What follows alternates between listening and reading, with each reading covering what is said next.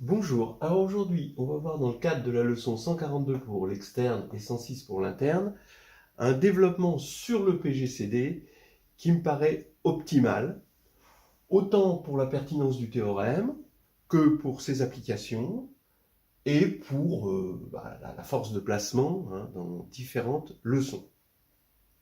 Alors d'abord parlons du théorème. Euh, on part de sigma, une permutation de Sn.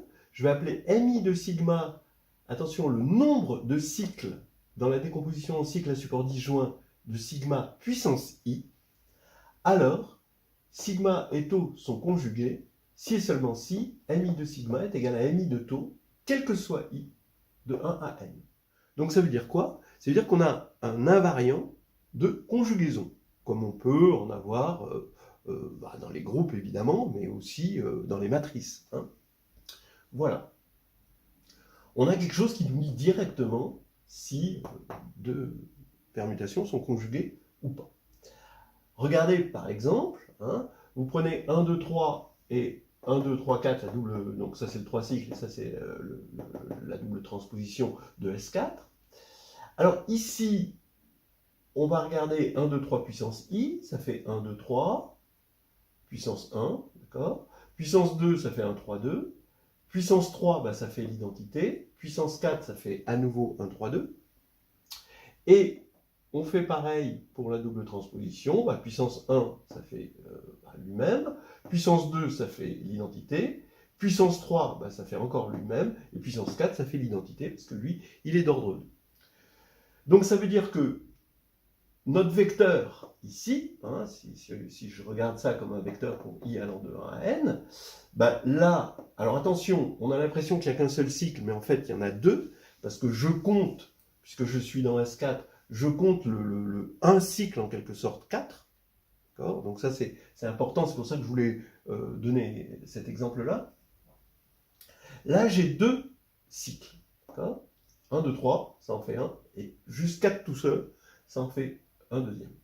Là, pareil, 2. Là, c'est l'identité, donc c'est 4, parce que c'est le cycle 1 fois le cycle 2 fois le cycle 3 fois le cycle 4. Bon.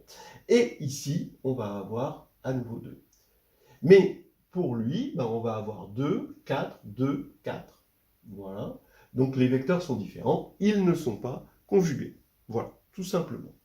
Et bien sûr, s'ils avaient été conjugués, ça c'est la partie facile, ils auraient eu les mêmes décompositions. Bon.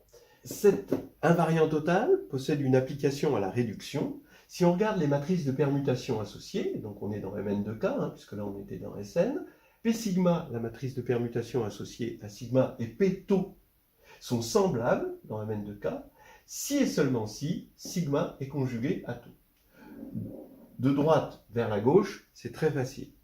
C'est juste le fait que P sigma alpha est égal à P sigma fois P alpha. Bon. Mais dans ce sens-là, c'est difficile, d'autant plus que c'est très difficile en général si on est sur un corps quelconque. Parce que si on est sur un corps de caractéristiques nulles, alors avec des traces, on arrive à s'en sortir. Maintenant, si on est dans un corps de caractéristiques quelconque, là, ça devient vraiment difficile, et c'est là où ce théorème est très pertinent. Alors, j'en profite pour dire où vous pouvez trouver ce développement dans Carnet de voyage en algébrie. Autant promo, autant promo. Chapitre 1 et 3.24. Alors ça, c'est ce développement-là. Et ensuite, pour l'application, c'est un peu plus tard. Il y a deux applications à ce développement. Donc, un qui va être en caractéristique nulle et l'autre en caractéristique quelconque. Bon, vous pouvez regarder ça. Alors, au niveau placement, effectivement, vous avez les leçons sur le PGCD, leçons sur le groupe cyclique, sur le groupe symétrique. Donc, vous allez voir que le groupe cyclique joue un rôle important, et ça, c'est très souvent dans les groupes finis. Vous allez avoir des formes quadratiques réelles, vous allez avoir des systèmes linéaires, et vous allez avoir de la réduction si vous insistez sur l'application. On ne peut pas tout faire à la fois dans le même développement, mais le développement est à géométrie variable en fonction du placement. Alors peut-être que le système linéaire, c'est un petit peu abusé, il n'y a pas un, mais ça donne un joli exemple. Mais pour le reste, vous allez voir, c'est quand même assez pertinent. Alors, pour vous convaincre de certains placements, voici des théorèmes intermédiaires. D'abord, dans Z sur NZ, donc le groupe cyclique additif évidemment, si on prend A un entier et on regarde la classe de A, eh ben, elle a pour ordre n sur le PGCD de AN. Voilà, bon, c'est un classique. Autre théorème, si sigma est un n-sigle de Sn, alors mi de sigma, ça va être, on va déduire de là que ça va être le PGCD de I et de N. Et ensuite, vous regardez cette matrice-là, la matrice des PGCD de IJ, où IJ va de 1 à N. Donc c'est une matrice que vous pouvez voir comme une matrice de Mn de R, et même une matrice de Sn de R, parce que c'est symétrique, d'accord? Eh bien, elle est définie positive. Voilà, ce qui nous aidera dans un certain système linéaire. Et donc vous voyez, PGCD, c'est clair, groupe cyclique, groupe symétrique, forme quadratique. Système linéaire, ben ça viendra de là. Et la réduction grâce à l'application. Alors évidemment, hein, toujours pareil, on peut créer avec tout ça des développements à géométrie variable qui ont un bon placement là-dedans, mais il n'y a pas un développement universel qui va faire tout ça. C'est évidemment toujours pareil.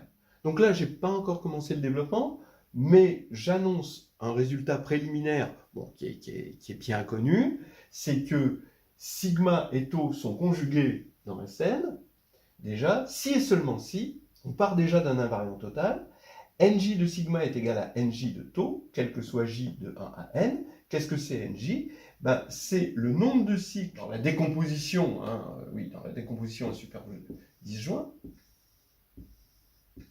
de sigma et de taille j. Donc, on va dire nj, je vais essayer de le dire un peu mieux, nj c'est le nombre de cycles de taille j dans la décomposition à support disjoint de la permutation. Donc par exemple, ces deux permutations là sont conjuguées. C'est-à-dire que vous allez avoir, on va regarder les NJ, hein, la taille 1, ben, vous en avez 0, là ici, la taille 2, ben, vous en avez 1, ici, la taille 3, vous en avez 1, la taille 4, ben, vous en avez 0, la taille 5, vous en avez 0. Donc là, vous pouvez dire que c'est conjugué. Voilà.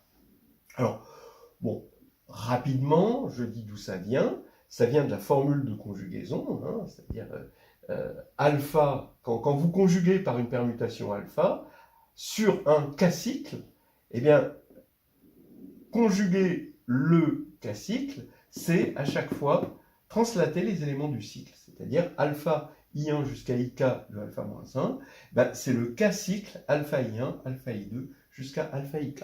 Donc ça, c'est une formule qui est bonne à connaître, évidemment.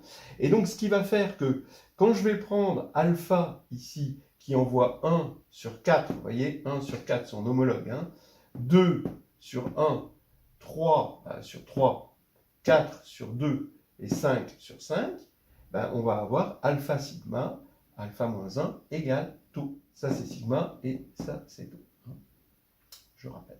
Alors, ce résultat nous donne un invariant de conjugaison, un invariant total de conjugaison dans Sn, mais c'est bien d'avoir celui-ci parce que le premier, il ne nous fournit pas cette application, alors que celui-ci, il nous le fournit directement.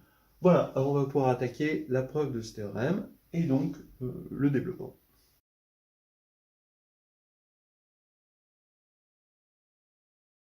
Alors, allons-y pour la preuve.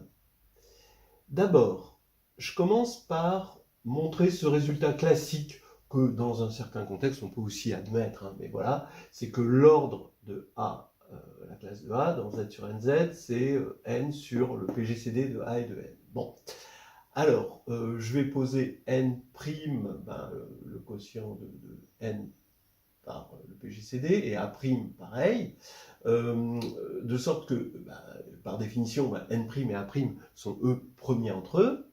Je pars du fait que KA est nul Ka bar est nul là-dedans, ce qui veut dire que Ka est égal à L fois N dans Z. Donc je simplifie par le PGCD et j'obtiens Ka' égale Ln'. Donc maintenant, comme A' divise Ln' et est premier avec N', bah, ça veut dire que A' divise L. Bon, clair, lemme de Gauss. Ce qui veut dire que K maintenant est égal à L sur A' qui est un entier fois N'. Et on voit bien que K est bien multiple de ceci qui est bon, l'ordre prétendu. Maintenant, pour montrer que c'est l'ordre, il suffit de démontrer que lui annule bien A bar dans Z sur NZ. Mais ça, c'est évident, parce que quand on regarde N sur PGCD de A et de N fois A, c'est un multiple de N, puisque c'est A'N et que A' est dans Z. Donc ici, voilà, c'est terminé. Hein, on a montré que tout annulateur de A bar était multiple et de cet élément, et que cet élément l'annule. Donc c'est exactement ce qu'il nous faut pour avoir l'ordre. Alors maintenant, grâce à ça, on va montrer que si sigma, dans un premier temps, est un n-cycle, alors ni de sigma, c'est le PGCD de n et de i. Alors, puisque c'est un n-cycle, je peux toujours supposer, quitte à conjuguer sigma, bien que c'est le n-cycle 1 jusqu'à n. Bon, c'est juste des lettres finalement. Mais ces lettres sont pratiques parce qu'elles me donnent une formule pour calculer les images de sigma i. Effectivement, vous allez vous convaincre que sigma puissance i envoie 1 sur 1 plus i, et sigma i de a, ça va être aussi a plus i. Mais attention, hein, tout ça, il faut le voir modulo n, c'est-à-dire que quand i va dépasser ici, quand a plus i va dépasser n, on va repasser par la case départ, hein, comme au Monopoly. Bien, regardons maintenant, donc sigma puissance i va se décomposer en cycles. Ce n'est pas forcément un n-cycle. Hein. Vous avez vu, par exemple, si vous prenez 1, 2, 3, 4, 5, 6, hein, vous le mettez à la puissance 2, ça va faire 1, 3, 5 fois 2, 4, 6. Et si vous le mettez à la puissance 3, ça va faire 1, 4, 2, 5, 3, 6. D'accord? Donc, alors, maintenant, bien oui, ce qui va se passer, on va regarder le parcours. D'accord? Ici, par exemple, le parcours de 2, ça va être 2, 5, puis ensuite 2, 5, 2, 5, 2, 5, de A dans sigma puissance i.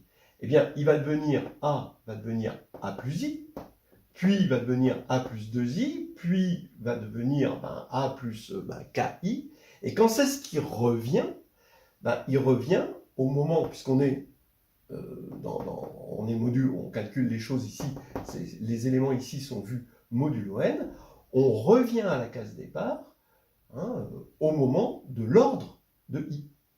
Forcément, c'est le minimum où on revient, par définition de l'ordre. Ça veut dire qu'on va avoir A plus I, etc., jusqu'à A plus O moins 1 I, où O, ça va être l'ordre de I, de la classe de I, modulo n. Et ça, on a vu, d'après ce qui précède, que c'est n sur PGCD de NI. Et ça, c'est la taille du cycle. Donc, par exemple, ici, la taille du cycle, ça allait être 6 divisé par le PGCD de 2 et de 6. Donc ici, la taille du cycle, c'est 3. Et tous les éléments, vous savez, cette régularité, participent à un cycle de même taille. Et cette taille est donnée par ça. Donc ça veut dire que le nombre de cycles, évidemment, c'est, puisqu'on était parti d'un cycle de taille n, c'est n sur PGCD, c'est-à-dire le PGCD de NI. Et donc on a exactement PGCD de NI cycle, et on sait leur taille. Voilà, cette régularité fait penser au théorème de Lagrange. En fait, c'est le théorème de Lagrange dans Z sur NZ, si on regarde bien. Maintenant, l'étape 3, c'est l'étape 2, mais maintenant sigma n'est plus un n cycle, sigma est une permutation quelconque. Elle va se décomposer en cycle de taille J. Hein, d'accord ? Si vous avez une décomposition de sigma en cycle ici, voilà, de taille J, hein, d'accord ? Donc il peut y avoir, il y a plusieurs cycles. Il y a NJ de sigma, cycle de taille J.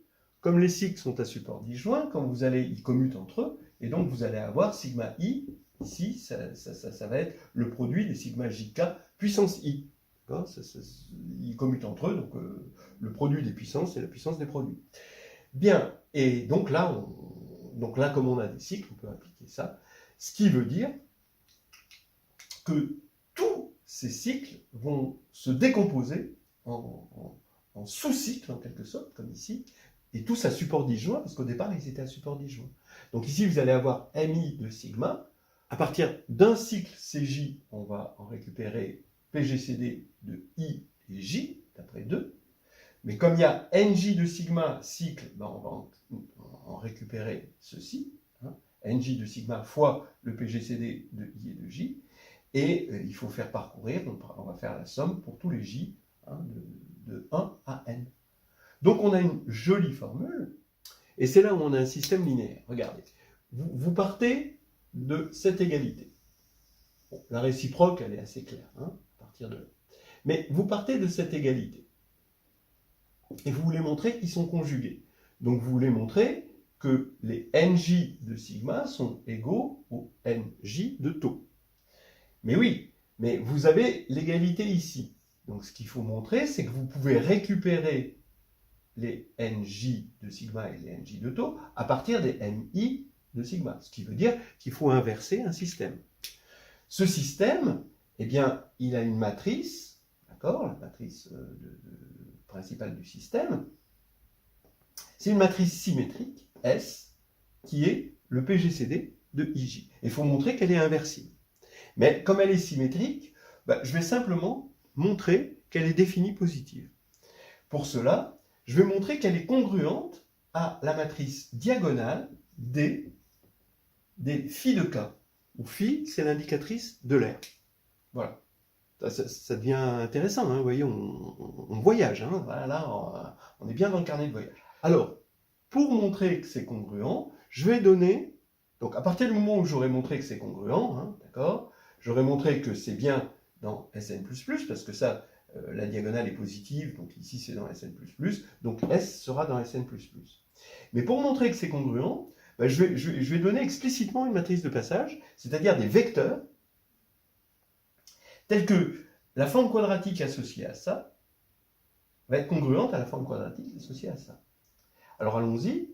Je vais partir des vecteurs Vj. Alors je mets J en indice supérieur. Hein, ce n'est pas une puissance, hein, c'est un indice supérieur. Donc c'est V indice supérieur J. C'est un vecteur de Rn pour toute la famille J de 1 à n, tel que sa coordonnée, alors là je mets l'indice inférieur, c'est le symbole de Kronecker pour K divise J. Donc si vous voulez un exemple, pour n égale 4, mon premier vecteur, il faut que, pour J égale 1, il faut que K divise 1, donc il n'y a que 1, donc 1, 0, 0, 0. Pour K égale 2, les diviseurs de 2, c'est 1 et 2, et là c'est 0. Pour K égale 3, c'est 1 et 3, donc 1, 0, 1, 0. Et pour K égale 4, c'est 1, 1, 0, 1, parce que les diviseurs de 4, c'est 1, 2 et 4. Voilà, vous avez une matrice P, il y a des 1 sur la diagonale, vous êtes convaincu que P est inversible. Et donc, on a bien une base, hein, c'est une base échelonnée. Alors allons-y, on va calculer la forme polaire, hein, pour la forme polaire, donc le produit scalaire associé à cette forme quadratique-là, donné par cette matrice, de VI, VJ, des éléments de la base. C'est-à-dire que je vais regarder en quelque sorte la matrice de la forme quadratique associée à cette matrice dans la base canonique, mais cette fois-ci, je vais regarder la matrice de cette forme quadratique, mais dans la nouvelle base.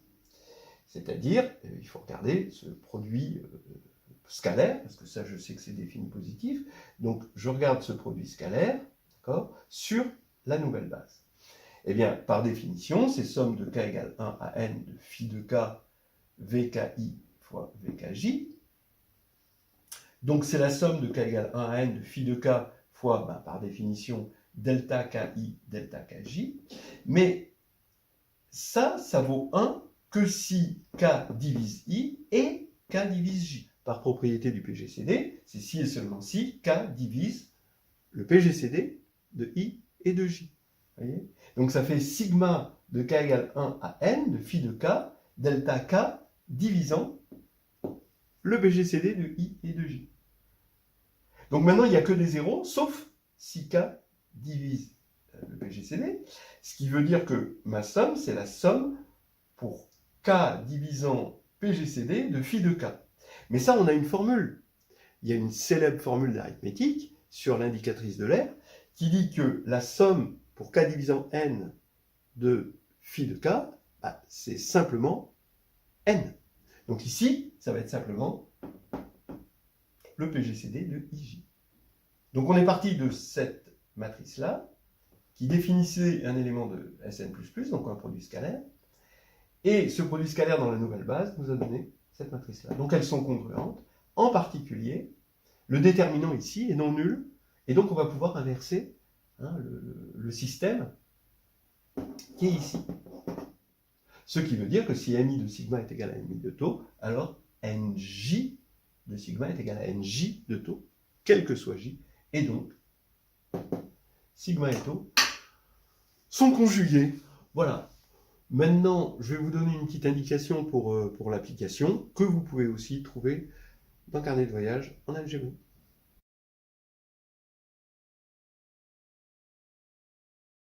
Ok, on va regarder l'application rapidement. C'est dans Carnet de voyage en algébre, c'est chapitre 1, 3.25. C'est le lemme de Brouwer. Alors, bon, je vous dispense de la preuve de s'ils sont conjugués. Alors ça, c'est conjugué, j'en ai parlé un petit peu tout à l'heure. Bon, ça, c'est assez évident. Mais ça, c'est la partie difficile. Et surtout, si vous regardez un petit peu le lemme de Brouwer, la plupart du temps, quand vous voyez une preuve, soit dans un livre, soit sur Internet, vous avez la preuve en caractéristique 0, en utilisant des traces. C'est-à-dire qu'on est dans le corps et on retrouve les invariants, mais dans le corps, par une trace. Et une trace, ça reste une trace, mais on ne peut pas récupérer l'élément si on est en caractéristique différente de 0. Vous allez obtenir les invariants, mais modulo P, si P est la caractéristique du corps. Et donc ça, vous n'avez pas les invariants, vous n'avez que les invariants modulo P. Donc là, vous allez voir qu'on a vraiment les invariants, et ça, c'est assez chouette. Donc l'application, c'est que si P sigma est conjugué à P tau, alors sigma est conjugué à tau. Bon, alors ça, c'est bien, ça, P sigma, c'est la matrice de permutation de sigma. Alors, regardez ce qui se passe. Donc, je vais vous convaincre que les choses marchent en prenant encore une fois un sigma très particulier, mais ça marcherait pour dans toute classe de conjugaison, on a un élément de cette forme-là. Donc on prend 1, 2, 3 jusqu'à N1, N1 plus 1 jusqu'à N2, N2 plus 1 jusqu'à N3, etc. Et NK moins 1 plus 1 jusqu'à NK. Donc ça, c'est une classe où on a 4 cycles dans la décomposition, c'est-à-dire que M1 de sigma, c'est-à-dire le nombre de cycles de sigma puissance 1, c'est exactement K. Et cet invariant qui est précieux, parce que c'est un invariant total, c'est lui qui va nous dire si sigma et tau sont bien conjugués ou non, eh bien il faut le retrouver dans la classe de conjugaison de la matrice de permutation P sigma. Regardez, vous avez ker de P sigma moins identité, eh bien c'est facile de voir que, bon, regardez, donc vous prenez la base canonique E1 jusqu'à En, de K puissance n. Et donc, ça, le E1 plus E2 jusqu'à En1, lui est invariant. C'est-à-dire qu'il est dans ker de P sigma moins identité. Pourquoi? Parce que quand vous allez appliquer P sigma à ça, E1 va devenir E2, E2 va devenir E3, etc., jusqu'à En1 qui va devenir E1.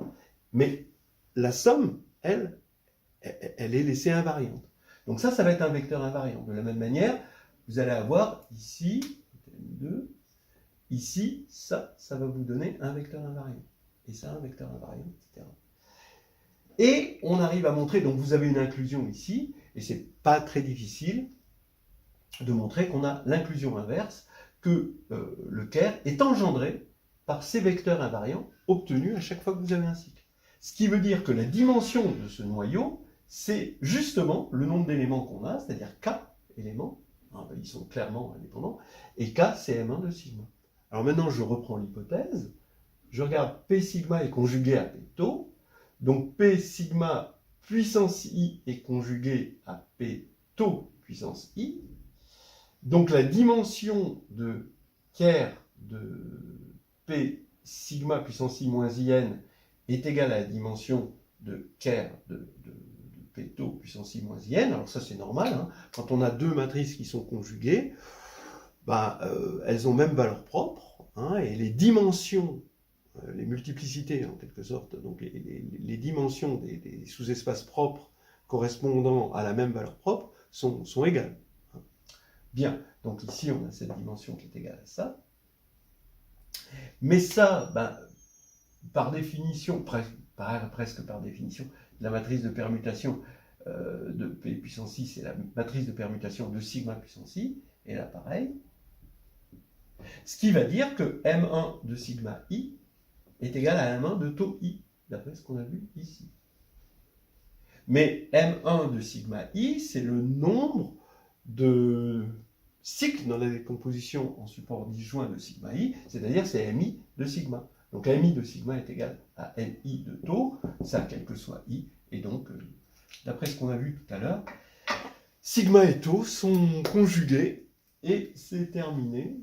Bref, c'est un développement pertinent, avec des jolies applications, un grand champ de découverte dans les mathématiques, dans l'algèbre particulièrement, évidemment, ce qu'on appelle un beau voyage.